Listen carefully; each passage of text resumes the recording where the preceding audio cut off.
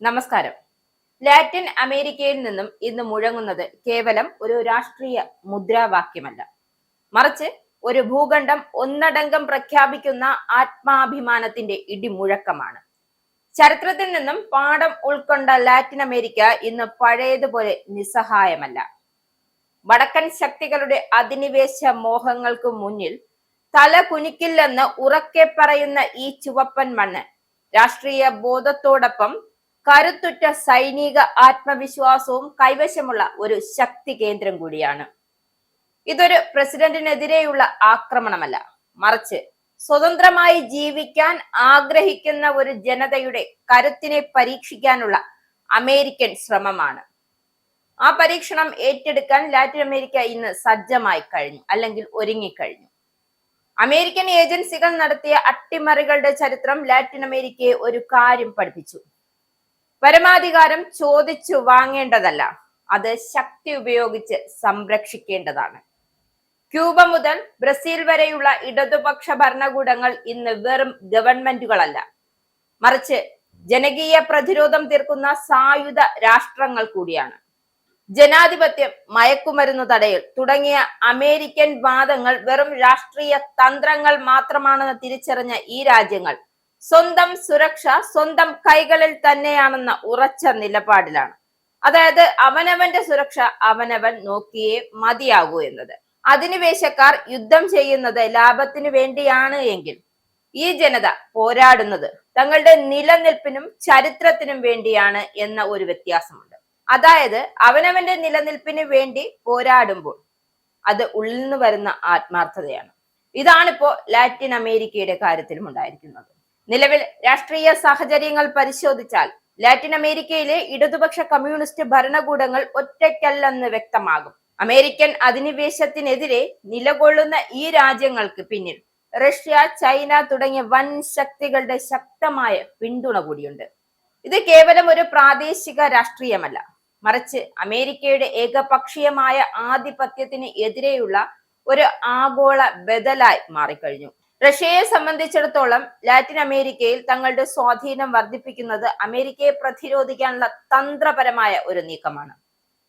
സൈനിക സഹകരണവും ആധുനിക ഇടപാടുകളും വഴി റഷ്യ ഈ മേഖലയിൽ തങ്ങളുടെ സാന്നിധ്യം ഉറപ്പിക്കുന്നു. എന്നാൽ ചൈനയാകട്ടെ വൻതോതിലുള്ള നിക്ഷേപങ്ങളിലൂടെയും സാമ്പത്തിക കരാറുകളിലൂടെയുമാണ് ലാറ്റിൻ അമേരിക്കൻ രാജ്യങ്ങളുടെ വിശ്വസ്ത പങ്കാളിയായി മാറിയത്. അമേരിക്കൻ ഉപരോധങ്ങൾ മൂലം തകർന്ന വെനസ്വേല പോലുള്ള രാജ്യങ്ങളുടെ സമ്പദ് വ്യവസ്ഥയെ താങ്ങായി നിൽക്കുന്നത് ചൈനീസ് വിപണിയും നിക്ഷേപവുമാണ്. ഇതിനൊക്കെ പുറമെ ഉത്തര കൊറിയയുടെ സാന്നിധ്യവും ഈ സഖ്യത്തിന് പുതിയ ഒരു മാനം നൽകുന്നു, അല്ലെങ്കിൽ പുതിയൊരു തലം നൽകുന്നുണ്ട്. പരമ്പരാഗതമായ നയതന്ത്ര ബന്ധങ്ങൾക്കപ്പുറം സാമ്രാജ്യത്വ വിരുദ്ധ പോരാട്ടത്തിൽ പരസ്പരം സഹായിക്കുന്ന ഒരു പ്രതിരോധ സഖ്യം ഇവിടെ രൂപപ്പെടുന്നുണ്ട്. സൈനിക സാങ്കേതിക വിദ്യ കൈമാറുന്നതിലും അന്താരാഷ്ട്ര വേദികളിൽ പരസ്പരം പിന്തുണയ്ക്കുന്നതിലും ഈ രാജ്യങ്ങൾ ഒരേ നിലപാടാണ് കൈക്കൊള്ളുന്നത്. അമേരിക്കയുടെ സൈനിക ഭീഷണികളെ നേരിടാൻ ഉത്തര കൊറിയയെ പോലുള്ള രാജ്യങ്ങളുടെ നിശബ്ദമായ ഒരു പിന്തുണ ലാറ്റിൻ അമേരിക്കൻ ഇടതുപക്ഷത്തിന് വലിയൊരു ആത്മവിശ്വാസമാണ്. അതായത് അത് നൽകുന്ന ഒരു ആത്മവിശ്വാസം വളരെ ചെറുതൊന്നുമല്ല, വളരെ വലുതു കൂടിയാണ്. ഇനി ചുരുക്കി അത് പറഞ്ഞു കഴിഞ്ഞാൽ വെനസ്വേലയോ ക്യൂബയോ ആക്രമിക്കുന്നത് പഴയതുപോലെ അത്ര എളുപ്പമാകില്ലെന്ന് അമേരിക്കയ്ക്ക് നല്ലതുപോലെ അറിയാം. ലാറ്റിൻ അമേരിക്കൻ രാജ്യങ്ങൾ ജനങ്ങൾക്കിടയിൽ ഇടതുപക്ഷ ആശയങ്ങൾക്ക് വലിയ സ്വാധീനമുണ്ട്. അതിനൊപ്പം തന്നെ സൈന്യത്തിന് ജനകീയ അടിത്തറ ഉണ്ടെന്നത് ഒരു യാഥാർത്ഥ്യം കൂടിയാണ്.